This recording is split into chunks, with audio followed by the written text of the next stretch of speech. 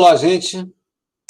Meu nome é Dalmo Machado, sou docente da Universidade Federal Fluminense, participo do programa de pós-graduação em Ciências Cardiovasculares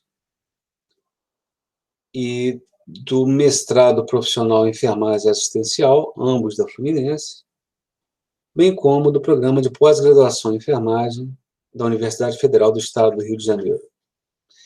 Bem-vindos a mais um capítulo do nosso curso de Bioestatística, e hoje abraçaremos um conteúdo bastante interessante, bastante pragmático, e que tenho certeza que vai ajudar bastante nos projetos e análises de vocês de uma maneira geral.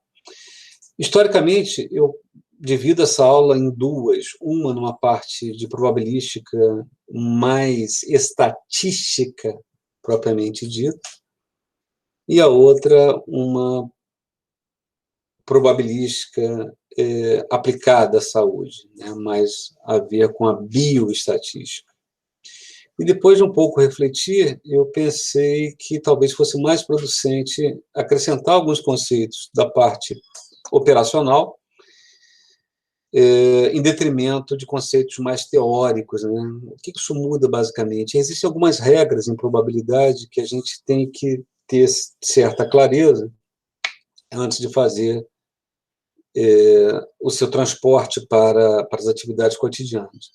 Mas, assim, os exemplos teóricos, eles são muito abstratos, sobretudo para o profissional de saúde, né? A gente vai estar falando de moeda e dado e bola, e isso acho que torna a aula um pouco chata, por assim dizer.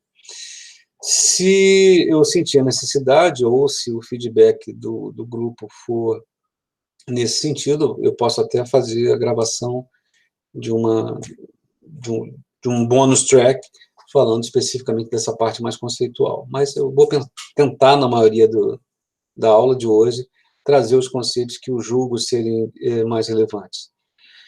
É importante que vocês se inscrevam no canal, acionem a notificação de novos vídeos para que possam acompanhar em tempo. E, independente do curso, né, que nós temos nosso grupo do Telegram, é interessante que dúvidas gerais com relação ao conteúdo sejam feitas também através do canal, porque podem ficar disponibilizadas para qualquer usuário. Ademais, tenho a vos dizer que esse conteúdo da aula de hoje, muito pouco ela pode ser facilitada por uma planilha eletrônica. Ou seja, nós não vamos encontrar, nós não iremos encontrar fórmulas de você simplesmente calcular uma sensibilidade, uma razão de verossimilhança, um número necessário para tratar. O que você pode fazer é distribuir esses dados em uma planilha, uma tabela, e a partir daí fazer os cruzamentos. Mas a inserção das fórmulas deve ser feita basicamente de forma manual. Então, talvez de todos os conteúdos, né, nós inauguramos a segunda metade do curso com esse conteúdo em que o Excel ele vai, no máximo, dar 50% do que a gente precisa. O resto é feito com base no conhecimento das fórmulas e no conhecimento da distribuição das informações. Certo? Então, vamos lá, tocando o barco. O primeiro conceito que eu queria trazer para vocês é algo que nós já aludimos um tempo atrás, que é o conceito de probabilidade. Probabilidade é qualquer número que vai de 0 a 1. Não existe probabilidade negativa, e se eu multiplico essa probabilidade por 100, eu tenho o valor percentual, ou seja, uma probabilidade de 0,8 equivale a 80% de chance de sucesso de determinado fenômeno. Como se nós fizéssemos um paralelo entre a FiO2 e o percentual de oxigênio oferecido, né? Talvez para ficar um pouco menos abstrato, né? A FiO2 é 0,21. Quanto que eu ofereço de oxigênio? O ar ambiente, 21% de oxigênio. Mas a FiO2 é uma fração. Como fração, é uma parte sobre um todo. E esse um todo equivale a 100. 21 partes em cada 100 possíveis, isso vai dar 0,21. Certo? Então, o primeiro conceito que a gente vai ratificar é que sensibilidade é que a probabilidade é um número positivo acima de zero e vai até 1. O segundo conceito que é importante para a gente começar a aula é o conceito de que nós chamamos de probabilidade condicional. O que é isso? São dois eventos em série. Se eu fosse pegar um exemplo daquela parte que eu acho que não me interessa, tipo, qual a probabilidade de eu lançar uma moeda para cima e ela cair coroa, dado que eu já havia lançado e ela deu também coroa. Então, toda vez que nós falamos esse termo, dado que, nós estamos pensando imediatamente numa razão, né? O dado que seria o denominador. O denominador é aquilo que a gente já sabe, né? Então, eu estou lançando a moeda e eu quero saber a probabilidade dela dar cara, dado que, ou seja, uma informação que eu já retenho, que ela deu cara num primeiro lançamento. Então, você parte para uma segunda testagem, uma segunda probabilidade, partindo de algo que já se sabe. Isso é o que a gente chama de probabilidade condicional. E isso é muitíssimo importante para a compreensão desses termos de sensibilidade, especificidade, falso positivo, falso negativo, valor preditivo positivo, valor preditivo negativo, razão de verossimilhança positivo, negativo, NNT, NNH. Então, ratificando, toda vez que nós falarmos dado que, a gente está dizendo o seguinte: do que vem após o dado que é tudo aquilo que nós já sabemos, e sabemos através de uma experienciação prévia, ou por um teste previamente determinado. Vamos começar a exemplificar, que eu acho que a coisa vai ficar mais fácil. Bom, então, perceba que nós temos esse cenário. Eu tenho um teste, seja lá qual for a doença, o resultado de um teste pode ser positivo e o resultado do teste pode ser negativo. Todavia, não existe um teste 100% assertivo. Eu não tenho uma probabilidade de um teste. Ele pode ser 0,9999, mas talvez em algum momento, lá no ponto do infinito, existe uma chance, existe uma probabilidade de erro. Então, por mais desafiado que seja esse teste, ele nunca é um teste 100%. Então, todo teste ele tem chances e probabilidades, por conseguinte, de resultados positivos e negativos, que podem aferir uma real condição, ou seja, um resultado positivo, dado que o indivíduo esteja doente, é o que eu chamo de verdadeiro positivo, mas eu também posso ter um teste positivo na ausência de doença, né? É o que a gente chama de falso positivo. Ele errou em detectar uma doença, porque na verdade ela não existe. Note que aqui na coluna está a realidade. E como é que eu sei se de fato ele está doente ou não? Porque eu fiz um outro teste que já foi validado, que eu estou desafiando um teste novo. Por outro lado, eu tenho um resultado de teste negativo na presença de doença, ou seja, ele errou a dar um resultado negativo. Aí isso a gente chama de falso negativo. E, finalmente, um teste que dá negativo na ausência da doença, que nós chamamos de verdadeiro negativo. Então, as testagens de saúde, em geral, eles apresentam esses 4 horizontes: A, B, C e D. Bom, e aí chegamos ao conceito de prevalência, ou também chamado de taxa de prevalência. É a fração, proporção ou percentual de um grupo de pessoas que possui uma condição ou desfecho clínico em um dado ponto do tempo. Então, toda vez que eu falar fração, eu estou literalmente pensando, eu tenho 8 pessoas no universo de 100 pessoas. Isso é uma fração. Se eu resolvo essa fração, 8 dividido por 10, eu vou ter 0,8. Isso aí é uma proporção. E se eu pego esse valor e multiplico por 100, eu tenho o meu percentual. Então, observemos dentro desse horizonte, né? Eu tenho uma prevalência, que é o total de indivíduos com determinada condição. Então, nesse exemplo aqui, eu tenho um teste de ELISA e SIDA, AIDS. veja que nós temos os de fato doentes, incluem tanto aqueles que tiveram resultado positivo de teste, quanto aqueles que tiveram resultado negativo, ou seja, 35 é o total de doentes. Então, o total de doentes dividido pelo total populacional ou amostral. Então, como é que ficaria essa conta?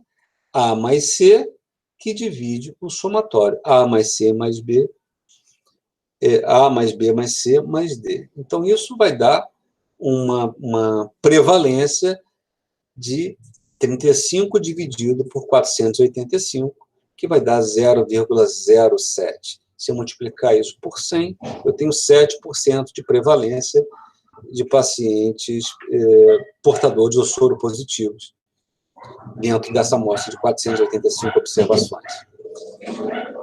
Bom, e aí, só para a gente se acostumar um pouco mais com esses termos, o chefe de uma seção, com 5 funcionários, deu a eles o ingresso da final de um campeonato para que fosse sorteado.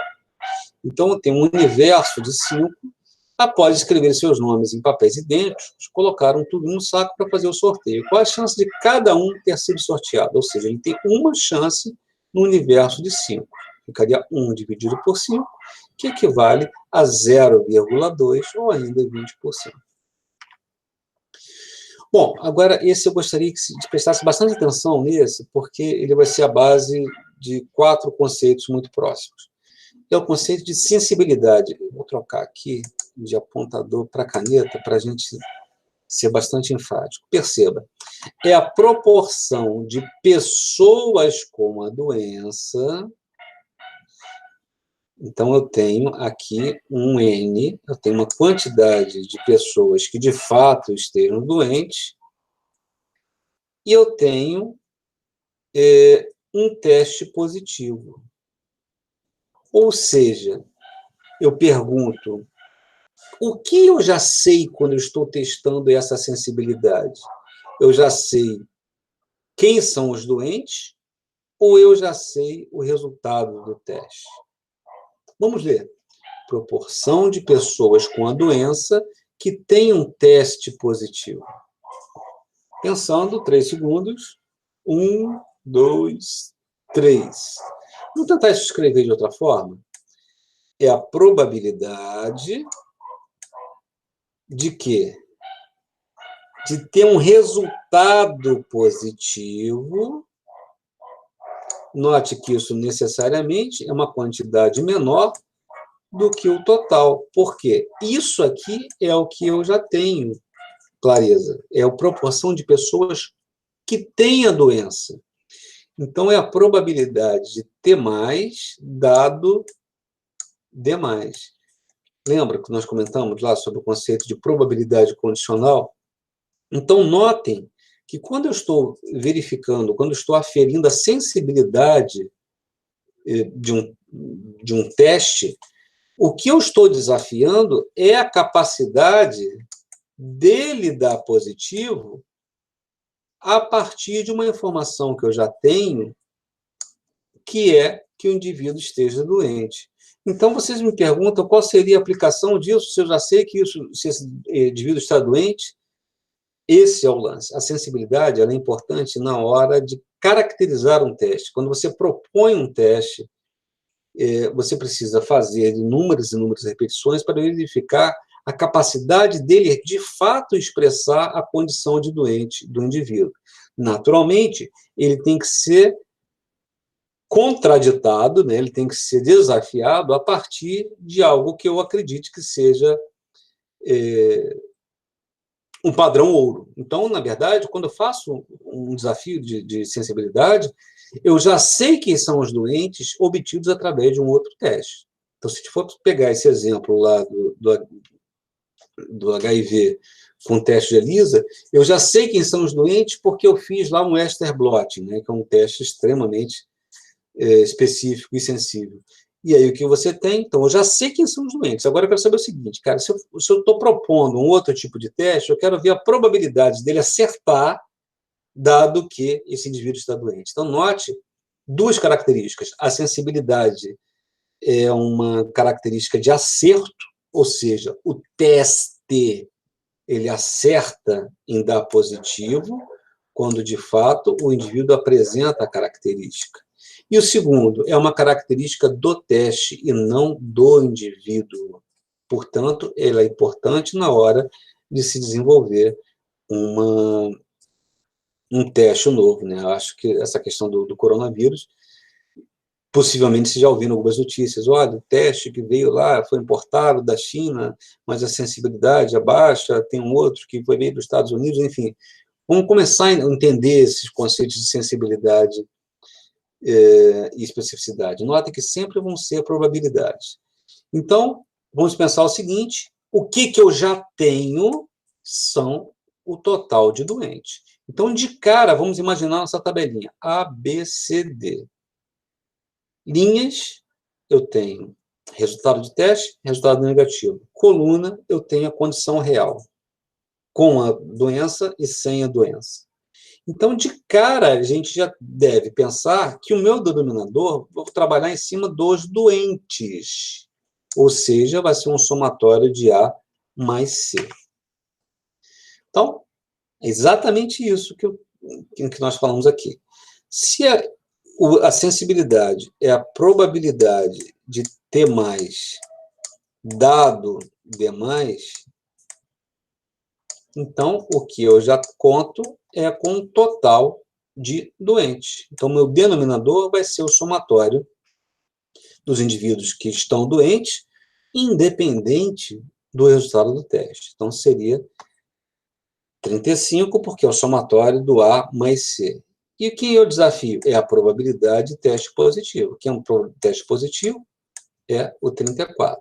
34 dentre os 35. Então, como é que ficaria isso? 34 sobre 35 daria uma sensibilidade altíssima, né? 0,97. Ou seja, 97% a probabilidade, em outras palavras, se eu repetir esse exame 100 vezes, eu espero que em 97 vezes ele dê um resultado positivo, considerando que o indivíduo de fato esteja doente. Correto? Vamos para um outro conceito, que é o conceito de falso negativo. É o conjunto complementar da sensibilidade. O que é um conjunto complementar? É aquilo que falta para se chegar ao total da probabilidade. Ora, se a probabilidade total equivale a 1, e eu já sei que a sensibilidade equivale a 0,97, seria falso compreender que o complementar da sensibilidade é 0,03. Então, é isso que a gente está dizendo aqui. Então, percebam que, se a sensibilidade é igual à probabilidade de T mais dado D mais, notem que faz toda a diferença se eu escrevesse probabilidade de D mais dado T mais. Eu mudaria completamente essa lógica. Não caiam nessa vala comum. A ordem dos fatores não altera o produto. O produto é uma multiplicação. 2 vezes 3 igual a 3 vezes 2. Mas 2 dividido por 3 não é a mesma coisa de 3 dividido por 2, que fique claro. Então, a sensibilidade é T mais dado D mais. Quem seria o complementar da sensibilidade? Eu poderia representar dessa forma também. Um S de sensibilidade com um sinal de menos, ou ainda um sinal, a letra C aqui sobrescrita. Isso aqui é a mesma coisa de eu dizer que eu estou falando do falso negativo. Quem é o falso negativo? É a probabilidade de T menos dado D mais. Então, notem que o que muda é o resultado do teste e não o total de doentes. Tá? Então, se eu fosse fazer a expressão do falso negativo, seria isso, a probabilidade de um resultado de teste negativo, dada que o indivíduo esteja doente. Então, notem que o denominador vai ser o mesmo, A mais C. O que vai mudar? O numerador, que eu vou trabalhar com o C. Necessariamente, o resultado vai ser a mesma coisa do que se eu fizesse 1 menos a sensibilidade, que vai dar 0,03. Ok? Então, o complementar da sensibilidade ao falso negativo. Vamos para um outro conceito, que é o conceito de especificidade. é a proporção de indivíduos sem a doença. Então, note que isso aqui é o denominador, mudou tudo. Então, eu não estou falando de um denominador da coluna A mais C, e sim da B mais D, que tem um resultado de teste negativo. Então, se a gente pensar já na nossa tabelinha, eu sei que eu tenho A, B, C, D. Se aqui eu tenho um resultado de fato, né, se o indivíduo tem a doença, o denominador é positivo, eu vejo a sensibilidade. Quando o denominador é a ausência, é a especificidade, seja a especificidade, seja o complementar de especificidade. Então, eu vou olhar nesse somatório aqui, vai ser o meu denominador. Esse B mais D é exatamente isso que ele está dizendo aqui. É a proporção de indivíduos sem a doença com um teste negativo. Ora, se aqui eu tenho teste positivo e aqui teste negativo, quem é que tem teste negativo dentre os saudáveis? Vai ser o D. Então, como é que ficaria isso? D, que divide B mais D. Então, notem que chama atenção que nós trabalhamos com a mesma distribuição de dados, né, dessa tabela, o que significa que o teste de ELISA ela tem uma sensibilidade altíssima, né, 0,97, mas tem uma especificidade relativamente baixa, e isso sempre ocorre, tá? Pensem do ponto de vista clínico. Nenhum teste consegue ser altamente sensível e altamente específico concomitantemente. Na medida que ele vai atingindo uma sensibilidade muito grande, ele vai perdendo especificidade. E o oposto também funciona. Às vezes eu tenho um teste muito específico e eu vou perdendo sensibilidade. Esse mesmo conceito pode ser levado lá para o trabalho de revisão que vocês vão fazer, né? Se eu utilizo termos com muito OR, você aumenta a sensibilidade, ou seja, a chance de resultado positivo é muito maior, seja o verdadeiro positivo, seja o falso positivo. E na medida que eu utilizo muito AND, eu vou restringindo esse conjunto de observações, de maneira que eu possivelmente vou encontrar artigos que vão dizer exatamente o que eu quero, mas eu tenho uma grande chance de perder outros artigos que não sejam menos importantes. Bom, então a especificidade seria isso.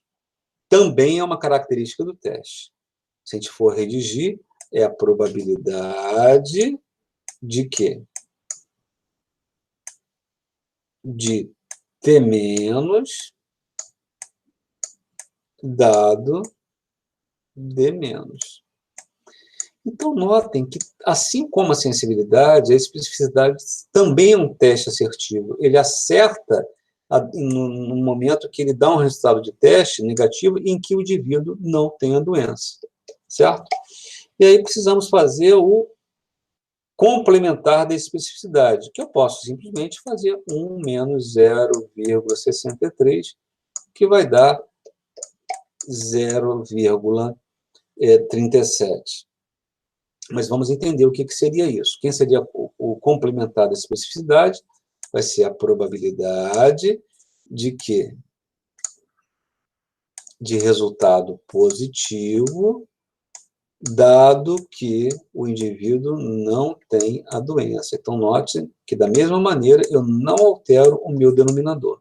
Eu estou mudando a característica, o resultado do teste. A essa condição nós chamamos de falso positivo.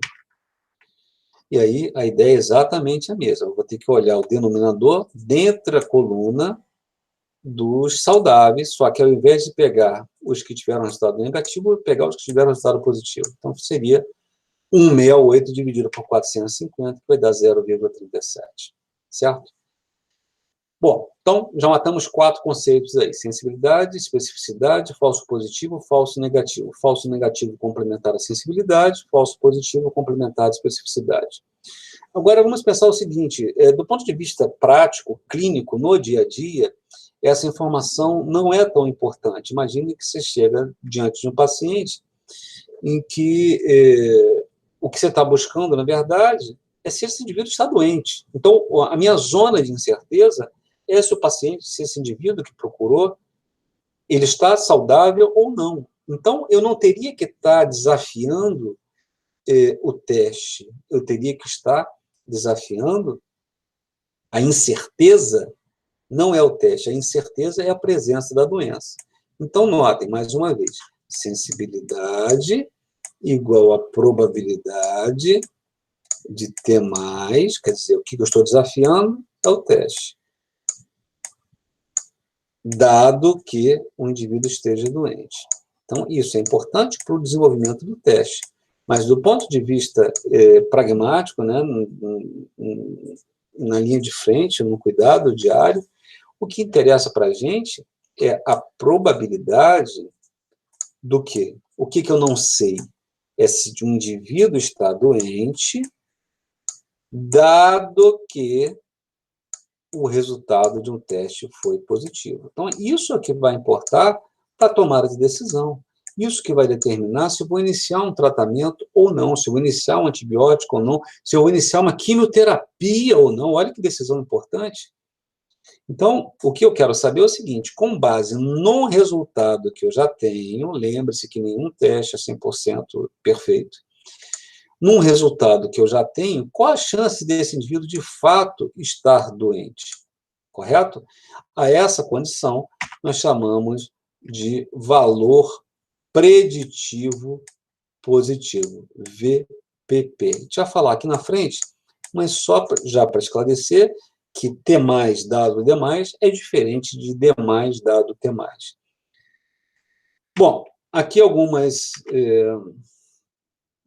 retomadas em cima do que nós já falamos, né, de sensibilidade e especificidade, e agora vamos chegar nos conceitos. Aqui alguns exemplos, vocês podem ler isso mais a miúde em casa e substituir os termos, mas, enfim, é isso que a gente está trabalhando. Vamos agora entrar nesse novo conceito de valor preditivo. Deixa eu só chamar a atenção em cima de uma coisa que é bastante usual, eu iria falar lá na frente, mas vamos aproveitar que a gente já falou de sensibilidade e especificidade. Existe uma coisa que é muito, muito aplicável, fácil de ser desenvolvido. Isso, na verdade, começou lá na Primeira Guerra Mundial, nos pilotos de aviões, em que você tinha formas de rastrear o inimigo através de coordenadas, e que ficavam muito visuais, assim, no plano cartesiano, no comando dos aviões. E aí é o conceito de curva ROC, né, que é Receiver Operator Characteristic Curve. Para que serve uma curva ROC? Lembram quando eu disse que, à medida que eu vou subindo a sensibilidade, eu vou perdendo especificidade? Então, uma curva ROC ela é particularmente interessante para você determinar o seguinte, qual é o nível de sensibilidade maior que eu consigo sem perder especificidade de forma significativa. Isso é uma coisa muito operacional, isso é interessante quando você está propondo uma medida, pensando nos projetos de vocês. Eu tenho lá, eu quero sugerir, estou pensando agora no trabalho do Leonardo, eu quero sugerir que a termografia, a partir de uma temperatura de 38,14, seja uma preditora de doença coronariana nos próximos 10 anos. Então, por que a temperatura de 38,14, não 38,17, nem 39? Isso se dá a partir de uma coleta de inúmeras observações e que, se você faz diferentes faixas de análises, e isso é plotado. É plotado de que forma? Eu preciso da sensibilidade e preciso de 1 menos a especificidade. Ou seja, quem é o complementar da especificidade é o falso positivo. Então, notem que eu estou falando em duas variáveis que necessariamente vão de 0 a 1, porque são probabilidades. Uma sensibilidade, que é o que a gente já fez, e a outra é o resultado de falso positivo. Como é que eu vou saber se de fato isso é ou não é?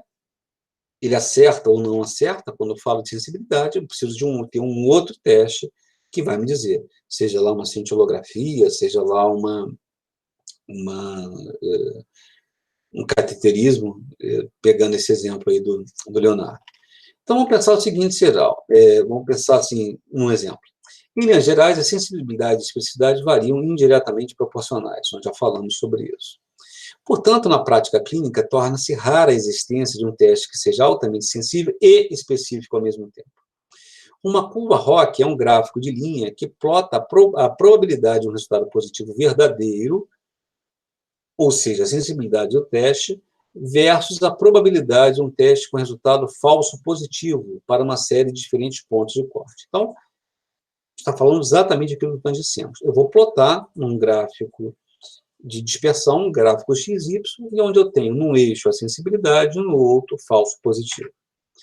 Vamos pegar aqui um exemplo em que eu tenho a seguinte suposição. A curva ROC de sensibilidade e especificidade,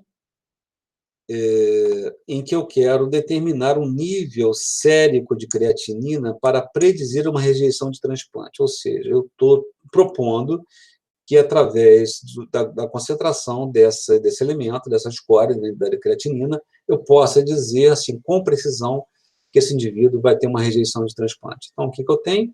Inúmeras pessoas que foram coletadas, diversas, 100, 200, 1.000 pessoas, e eu tenho diferentes níveis de creatinina sérica, e eu desafio-os através de um resultado de um outro teste de indicador de rejeição de transplante, que eu não tenho ideia de qual seja, talvez a própria ureia, se for pegar do ponto de vista da função renal, ou tem algum outro marcador, um CK talvez, mas, enfim, eu faço, a partir de inúmeras amostras de faixas diferentes de creatinina, eu calculo a sensibilidade e calculo o falso positivo. Naturalmente, para ter o falso positivo, eu preciso calcular a especificidade.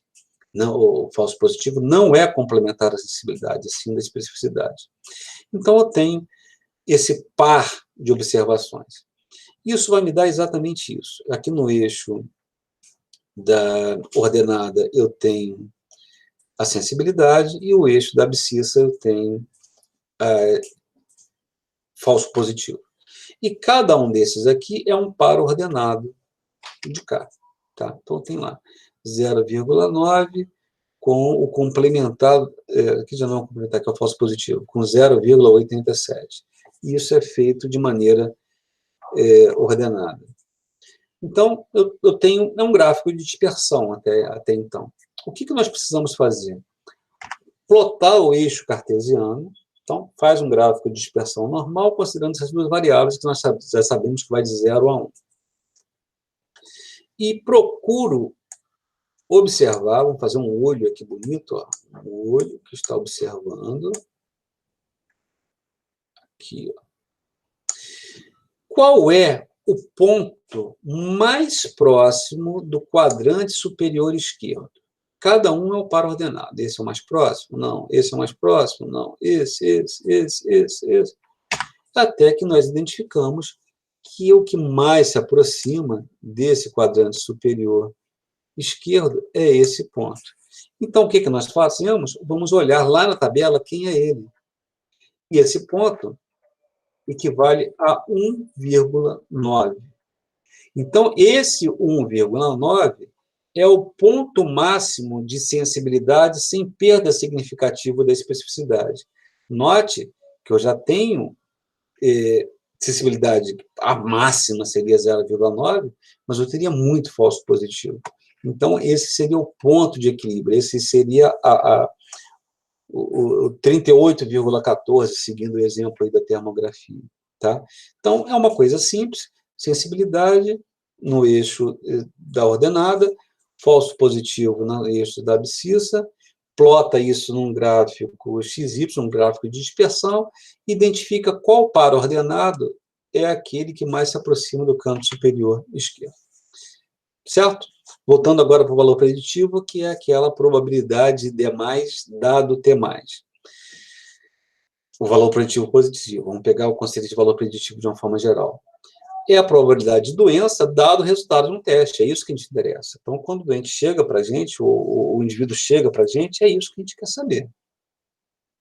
também denominado de probabilidade posterior, ou pós-teste, isso é, a probabilidade de ter a doença após o resultado do teste conhecido. Volto a falar que nenhum teste é 100% assertivo. Valor preditivo positivo é a probabilidade de doença em um paciente com resultado positivo do teste. Ou seja, em outras palavras, é a probabilidade de mais, é isso que eu não tenho clareza, dado T+. Então, o que eu já tenho? O resultado positivo. Então, eu preciso saber quem são esses indivíduos. Então, se a gente for pensar na tabela, que eu estou falando agora, o VPP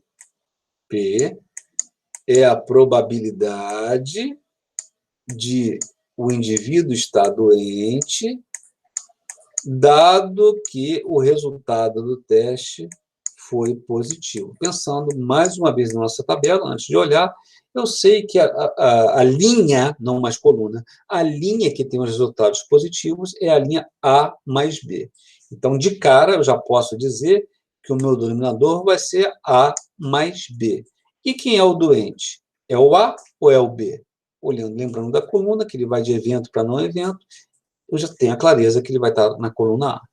Então, assim, antes mesmo de plotar, a gente consegue perceber que o VPP vai ser o A sobre A mais B. Note que a gente está tratando na mesma distribuição de dados, tá?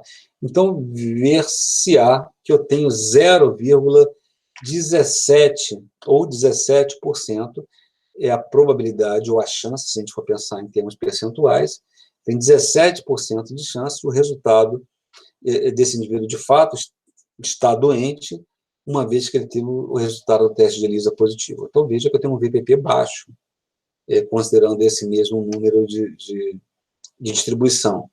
E o que é mais interessante, que a sensibilidade foi altíssima, lembraram, que deu 0,97. Aí, quando eu pego, do ponto de vista prático, clínico, o que me interessa é o resultado do VPP, eu tenho 0,17. Então, que fique claro que D+, dado T+, é diferente de D+, dado T+. Bom, VPN é exatamente a mesma lógica, não é complementar, mas é a mesma lógica de raciocínio. É a probabilidade de um indivíduo não ter a doença quando o resultado do teste for negativo. É a probabilidade de eu ter o quê? D- dado T-. Então, mais uma vez, eu vou olhar na primeira linha, né, a linha do AB, vai ser o meu denominador. O que vai mudar? O numerador, que eu não estou falando mais de indivíduos doentes, mas de indivíduos sadios.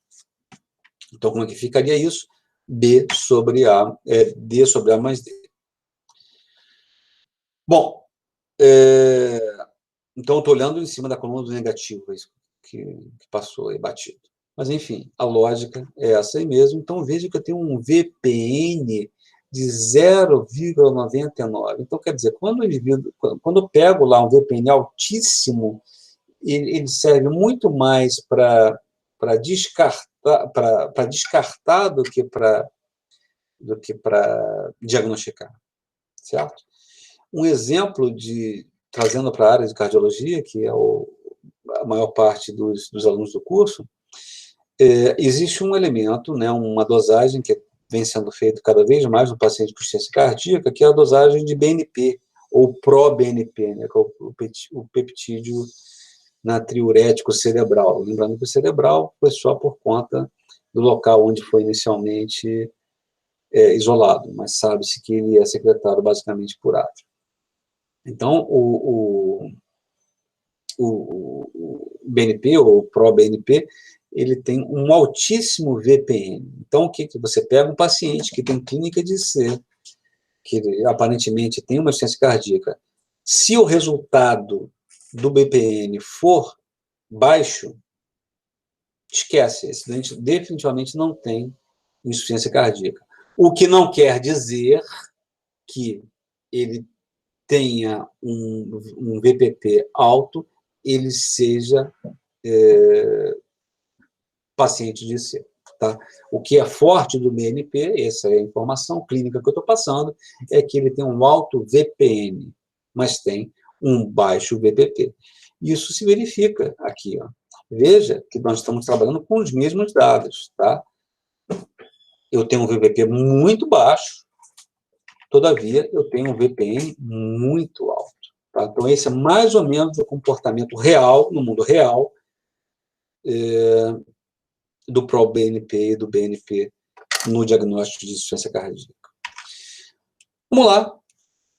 Razão de verossimilhança. Esse é muito utilizado, e agora eu chamo a atenção que ele não precisa estar entre 0 e 1. Tá? Tudo que nós falamos agora estaria entre 0 e 1.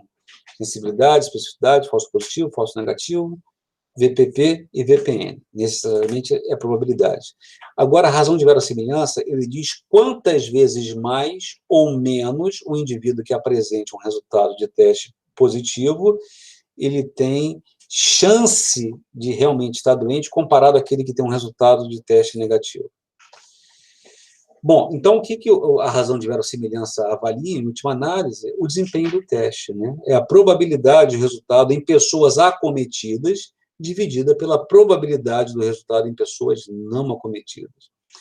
Expressam quantas vezes mais ou menos é provável de se encontrar um resultado em pessoas acometidas em comparação às não acometidas.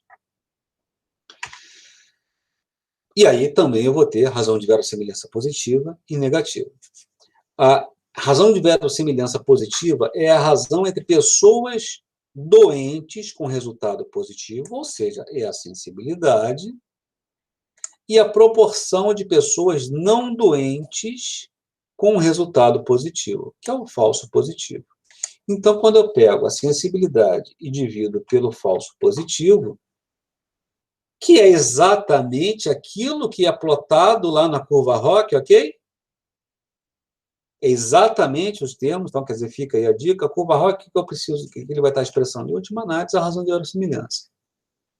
Sensibilidade dividido pelo falso positivo. E aí, mais uma vez, vamos às letrinhas, eu tenho 2,6. Então, a probabilidade de um indivíduo que tem um resultado de teste de ELISA positivo ser, de fato, portador do vírus HIV é 2,6 vezes maior, ou 260% a mais, quando comparado aos indivíduos com resultado negativo.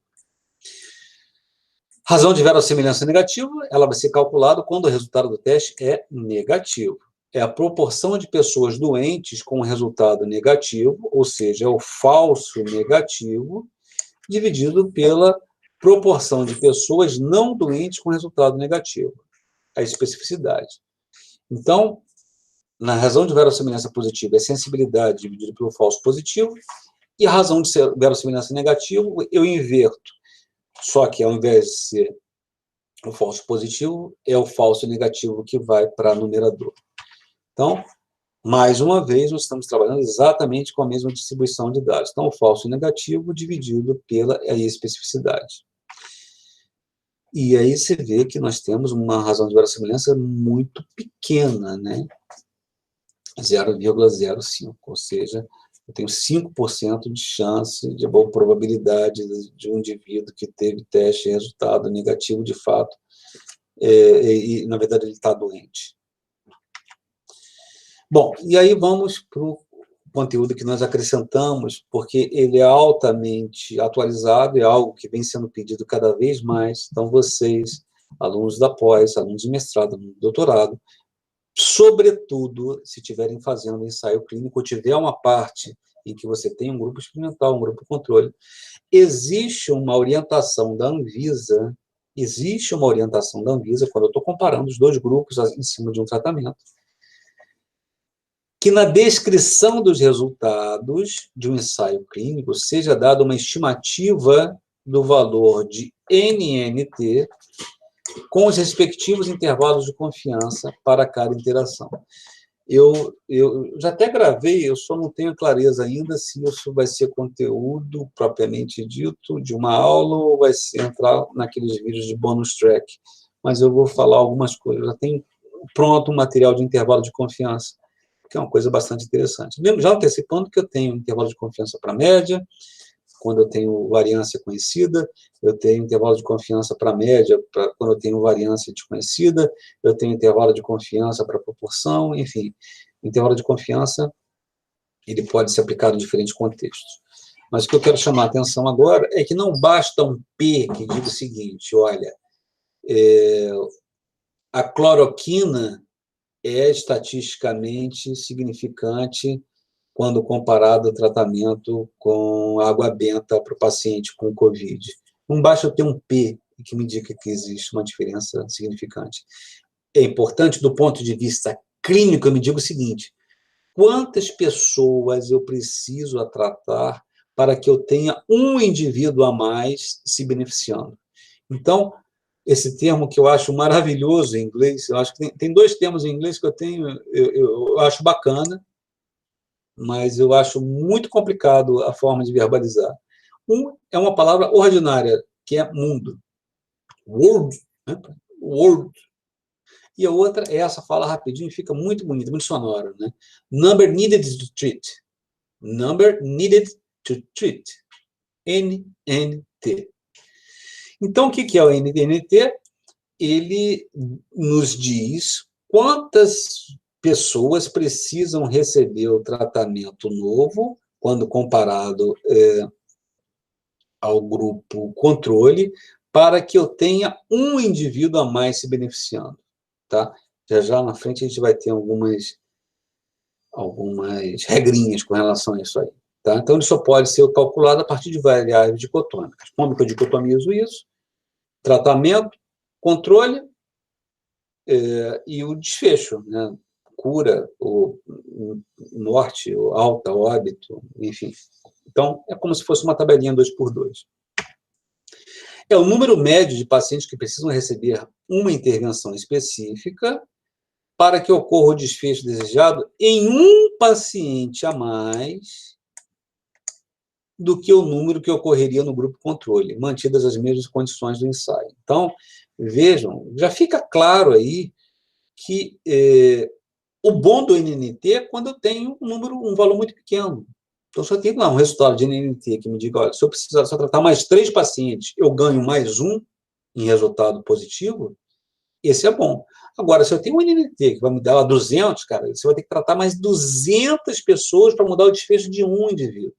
E aí você tem que pensar em custo, você tem que pensar em viabilidade da aplicação desse seu ensaio, você tem que viabilizar a presença de efeitos colaterais, que podem ser graves, né? A gente falou de cloroquina ainda há pouco, quer dizer, não adianta eu tratar 500 pessoas para beneficiar uma, sendo que a chance de arritmia e morte, ela aumenta absurdamente, né? Então, tem uma outra continha, que é o que a gente chama de number needed to harm, né? O NNH, o número necessário para causar dano.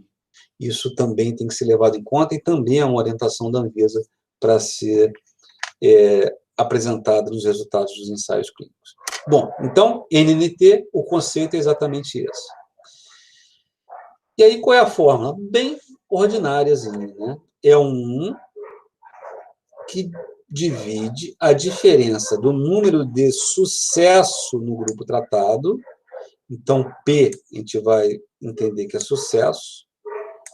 Então, eu tenho um número absoluto de sucesso no grupo tratado menos um número absoluto de sucesso no grupo controle. Essa continha aqui, sucesso no tratado menos sucesso do controle, que pode ou não ser multiplicado por 100, é o que eu chamo de redução absoluta de risco. Então, o que é a redução absoluta de risco? É o número de sucesso no grupo que recebeu o tratamento menos o número de sucesso do grupo que recebeu o tratamento placebo ou convencional. Notem que e quando eu falo sucesso, vai depender do seu desfecho. Se o desfecho é vida ou morte, se é alta ou óbito, e, enfim, sucesso vai ser a vida, sucesso vai ser alta, por assim dizer. Então, o desfecho vocês vão eleger. Bom, então vamos tentar fazer um exemplo aqui. Pesquisadores testaram uma nova droga para diminuir a probabilidade de AVE em homens que sofrem fibrilação atrial. Ou seja, eu tenho lá um P, né, pensando lá no pico, né, são portadores de fibrilação atrial, sabe-se que esses pacientes têm uma chance grande de desenvolver trombos intraarteriais que esses trombos podem ganhar o ventrículo esquerdo e aí pegar a carótida e fazer um AVE. O estudo incluiu 1.000 homens que tomaram a nova droga por 5 anos e 1.000 homens que receberam a terapia padrão. Então, vamos distribuir esses dados aí. Eu tenho indivíduos que receberam a droga, tive indivíduos que não receberam a droga. Os desfechos, depois de 5 anos, foram AVE sim ou AVE não. Então, eu tenho essa distribuição aqui. Dentre os indivíduos que tomaram a droga, 20 apresentaram AVE, 980 não apresentaram AVE. Dentre os indivíduos que não tomaram a droga, 60 apresentaram AVE e 940 não receberam AVE. Então, a pergunta quantas pessoas, o que está por detrás aí? Quantas pessoas eu preciso tratar mais para prevenir uma AVE, tá? Então, lembrando, o que eu tenho, o NNT vai ser 1 menos PT menos PC. Então, quem é o número de sucesso? O que eu vou chamar de sucesso? AVE é negativo, correto? O sucesso não vai ser, não é porque tem um positivo aqui que é sucesso. Na verdade, isso é fracasso, né? Isso vai ser utilizado lá para o number needed to harm. Então, eu tenho o número de sucesso com a droga, 980, que vai dar 0,98. 980 dividido pelo total, 0,98. E indivíduos que não receberam a droga, ou seja, controle, foram 940, em 1.000 que ficaram sem receber, 0,94. Então, 0,98 menos 0,94 vai dar 0,04. A isso eu chamo de redução absoluta de risco. Até aí, uma continha bem ordinária e vai continuar sendo ordinária. Então, o que é o meu NNT? 1 dividido pela redução absoluta de risco, RAR, que vai dar 0,25. Então, como é que eu interpreto essa informação? 25 é o número médio de pacientes que precisam ser tratados com a droga, com anticoagulante, seja lá qual for, para que seja beneficiado um paciente a mais do que é esperado no grupo controle. Então, quer dizer, eu tenho um NNT, nesse caso, relativamente alto. É o que caberia a mim aqui avaliar se esse tratamento com um anticoagulante, que provavelmente é o que foi pedido aí, vai determinar dano a esse paciente, por algum outro motivo. De repente, eu não vou ter AVE isquêmico, né? Mas eu vou ter o AE hemorrágico por conta desse sangramento eventual. Certo? NNT, Number Needed to Treat. Então, assim, é bem fácil, acho que talvez o que tem que ser pensar, que pode ser uma fonte de confusão, seria isso. Sucesso é um resultado positivo, um resultado benéfico para o paciente, né? Bom, agora, número necessário para causar dano, number needed to harm, é o número de pacientes com determinada patologia tratados até que um deles tenha um desfecho ruim, como, por exemplo, complicações terapêuticas. O NNH só pode ser calculado a partir de variáveis dicotômicas, ou seja, é o mesmo raciocínio do outro, só que ao invés de eu considerar o número de sucesso, eu vou considerar o número de fracasso, o número da ocorrência de um evento indesejável.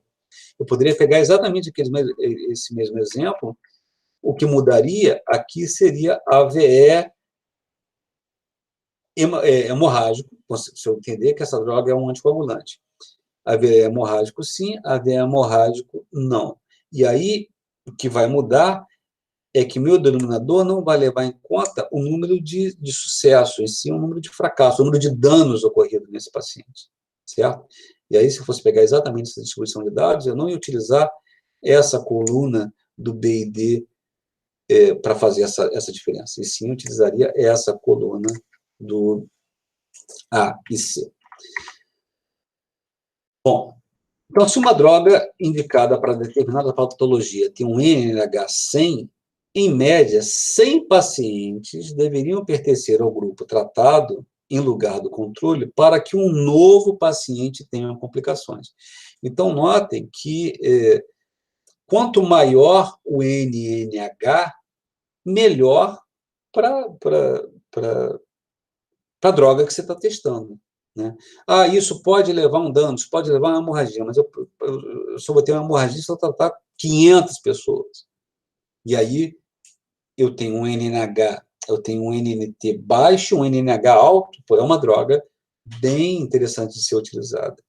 E esses exemplos fatalmente vão pipocar em artigos aí a partir dessa liberação aí quase, né, da cloroquina para o tratamento da Covid, né? Muito provavelmente o que eu acredito que vai ocorrer será um NNT muito alto para um NNH muito baixo. Pode ser que eu me engane e o fundamentalismo aí esteja certo, mas o caminho me parece ser esse.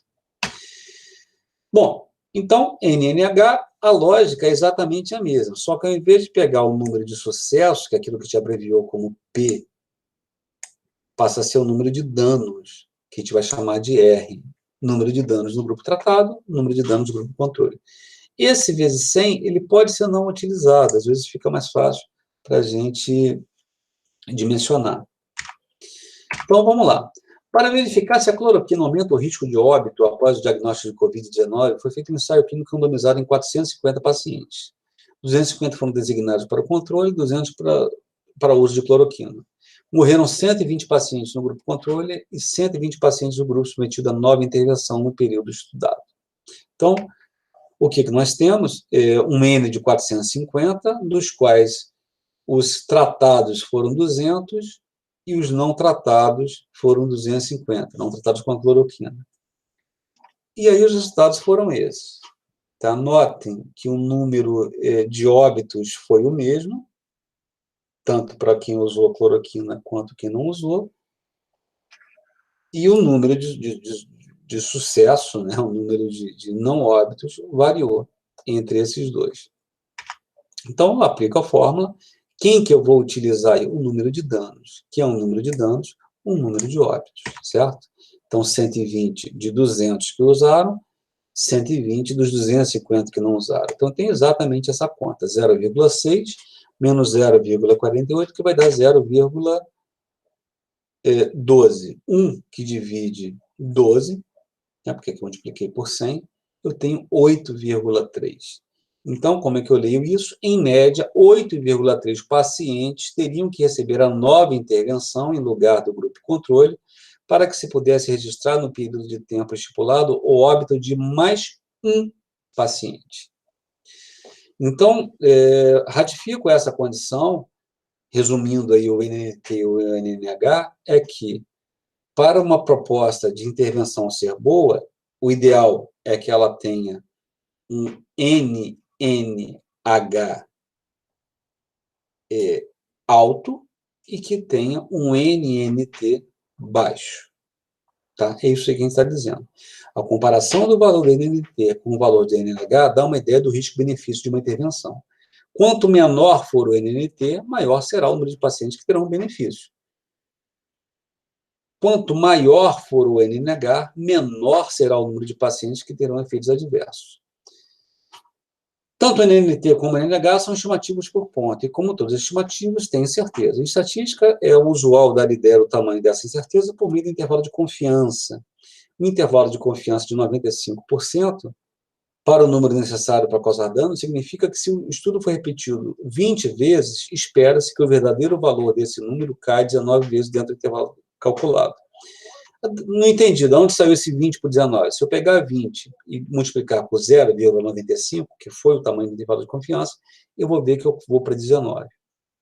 Essa é a ideia, e com relação ao intervalo de confiança, possivelmente não, eu vou disponibilizar essas aulas, mas será um conteúdo que vai permear aí o curso. Certo? Chegando para a parte final, né, vamos falar de risco relativo. O que é o risco relativo?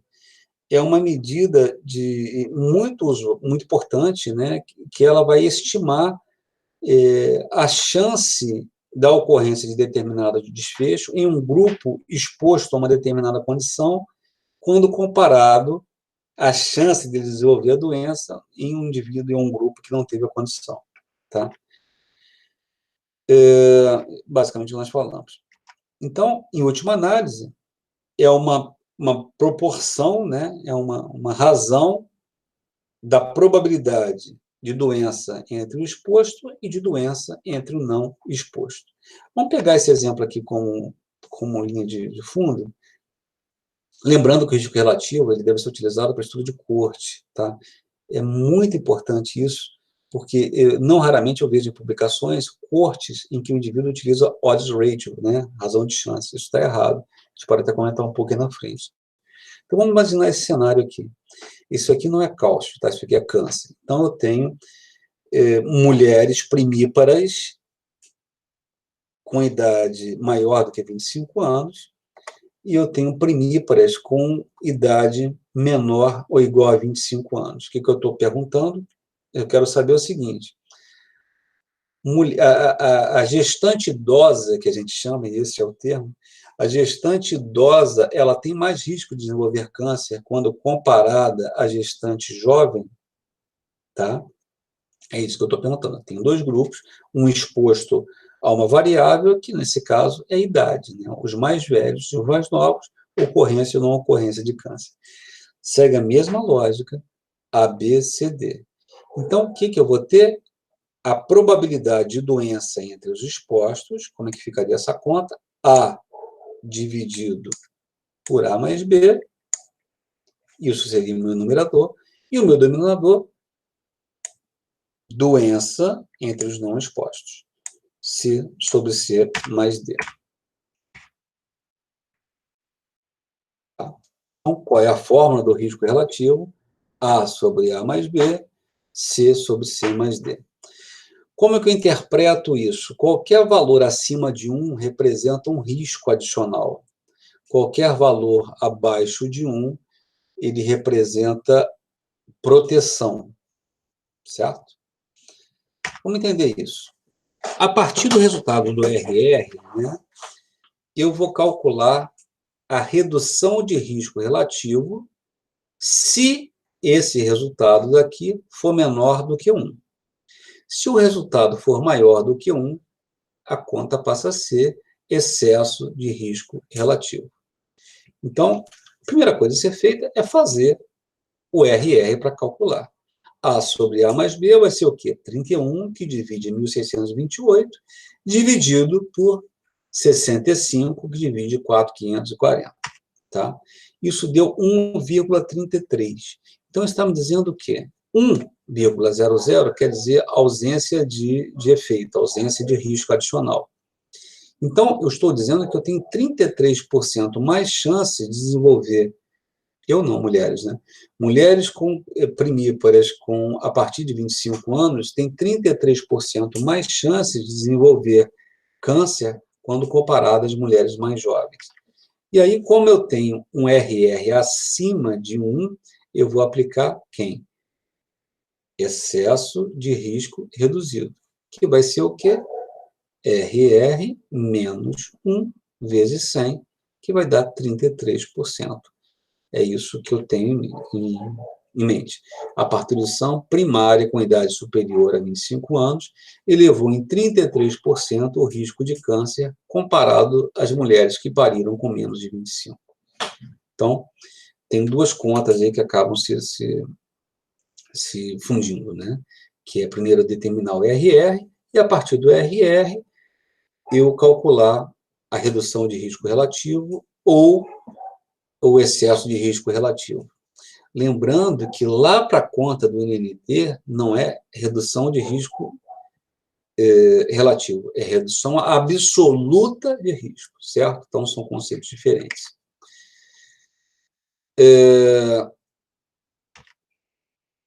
Então, aqui, excesso de risco relativo, fizemos mais uma vez, lembrando só esses conceitos. Eu tive aqui num outro exemplo, né, em pacientes pós-infarto, que foram tratados por angioplastia primária ou coateaplase. o número de morte e o número de alta. Então, eu tive aqui um 0,27. Então, como é menor do que 1, já sei que é proteção. Se é menor do que 1, eu vou utilizar redução de risco relativo. Então, o que eu estou desafiando é a redução do risco relativo relacionado à angioplastia primária comparada à teplase pós-IAM. Então, o que eu faço essa conta? Vai ser 1 menos 0,27 vezes 100, que vai dar 7, ou seja, eu complementar isso aqui, que vai dar 73%. Como que eu leio isso? A angioplastia reduziu em 73% o risco de mortalidade, ou seja, é um retrato de eficácia da intervenção. Esse é um conceito que eu gostaria que você guardasse. Muitas das vezes, nós não utilizamos a terminologia RRR, né, que é redução de risco relativo. O que a gente chama é de eficácia, que vai ser exatamente isso, 1 menos o risco relativo vezes 100. Certo? E, finalmente, uma outra medida de estimativa de risco é o que a gente chama de odds ratio, ou também chamado razão de chance. Ou ainda, esse termo eu acho bacana, porque se vocês decorarem o nome, que é grande, vocês decoram a fórmula. Chama-se razão dos produtos cruzados. Olha, razão dos produtos cruzados. Razão, a gente sabe que é uma divisão. Produto cruzado. O A cruza com quem? Com o D. O C cruza com quem? Com o B. Então, a fórmula fica mais fácil.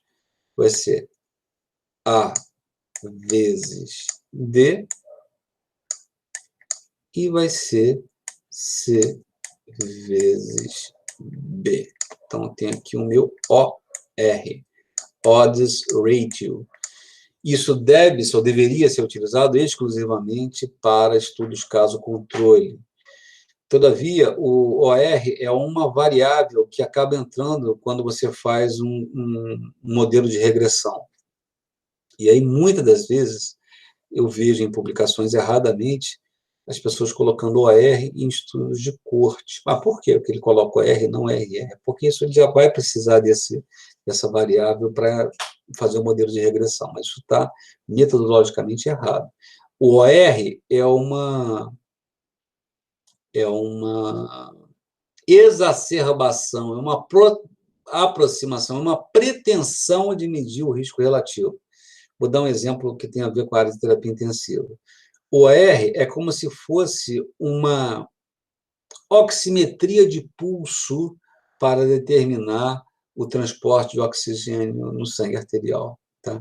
Então, nós sabemos que a SpO2, a oximetria de pulso, ele tem a pretensão de estimar a SaO2 de forma não invasiva. Mais ou menos esse paralelo. Uma medida mais nobre é o RR. O odds ratio seria uma extrapolação dessa conta. E aí, é basicamente o que eu disse, é utilizado para caso controle. Então, pegando esses dados, o que nós temos é exatamente isso. OR, Odds Ratio, razão de chances, ou ainda razão de produtos cruzados, é A vezes D, que multiplica C vezes B. Substituindo os termos, nós temos 1,048. Se eu multiplico por 100, eu tenho 4,8%, ou seja, o uso de anticoncepcional, que é aqui, aumenta em 4,8% a chance de desenvolver câncer.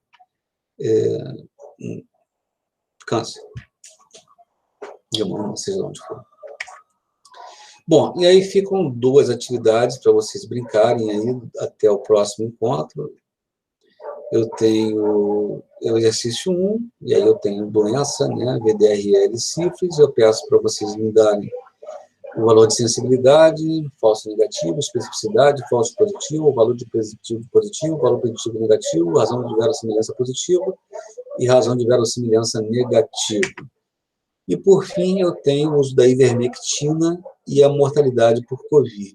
Né? Então, eu tenho aí os dados, e o que eu peço? Que vocês calculem o RR, o OR, decidam se o aplicável é um RRR, ou um RRR, ou ERR, redução de risco relativo ou excesso de risco relativo, isso vai depender do resultado do RR, escolham qual mais adequado, apresentem, definam, e se eu devo utilizar um NNT ou um NNH. Né? Notem que eu dificilmente eu vou fazer um desenho, clinicamente, não tem nada a ver com a disciplina, dificilmente eu vou fazer um desenho, eu vou propor uma medicação em que eu tenho que fazer um NNH para o desfecho primário. Não faz sentido. Se eu estou fazendo lá uma droga, a cloroquina, para tratar o paciente com Covid, é isso que eu quero dizer, eu teria que pensar que ela vai me dar um efeito positivo, eu tenho que fazer NNT. Mas quando que eu utilizaria? Em cima de efeitos colaterais. Então, talvez fosse uma forma menos cruel de, ao invés de falar de morte por Covid, falarmos de arritmia, né? Porque eu não tô me reportando a eficácia da Covid em si, nos seus efeitos colaterais. Não sei se eu me fiz entender o que eu quis dizer. Mas isso, como é um exercício, não muda absolutamente nada. Certo, gente? Esse conteúdo já não é da nossa primeira lista, já estamos iniciando a segunda metade do curso. Brinquem com essas probabilidades, utilizem, tragam informações, vamos discutindo. Espero que tenha sido bom aí para vocês. Até a próxima e estamos juntos.